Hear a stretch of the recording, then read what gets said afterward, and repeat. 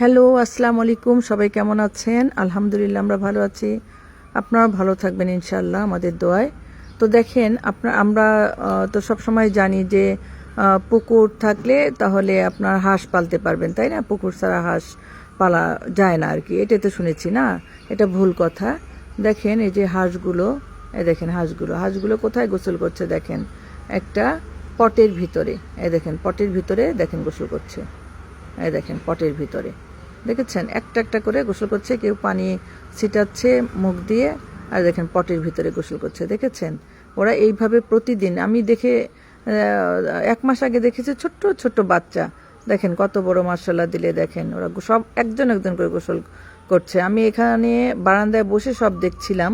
হ্যাঁ, আমি মানে এত ভালো লাগতেছিল যে বাহ, কত সুন্দর না ওরা কিভাবে দেখেন বড় হয়েছে। তো যাই হোক, বাবা সরো, আমি একটুখানি দেখাচ্ছি, তুমি সরো মা। হ্যাঁ হ্যাঁ, তোমাকে দেখাবো, অবশ্যই দেখাবো মা। তো যাই হোক, এই যে এখানে দেখেন এই পটে ওরা খেয়েছে, আবার গোসলও করেছে। একটা পটে খেয়েছে, একটা পটে গোসল করেছে, দেখেছেন? তো এই আর কি, আপনার সবাই। আর এই যে হাঁসগুলো ওই যে ঘরে থাকে, হ্যাঁ, এই যে ঘরটার মধ্যে থাকে দেখেন। রোদ লাগবে জন্য ওগুলো দিয়েছে, পর্দা দিয়েছে আর নেট দেওয়া। হ্যাঁ, ওরা এই ঘরেই থাকে। অনেক বড় একটা ঘর অবশ্য।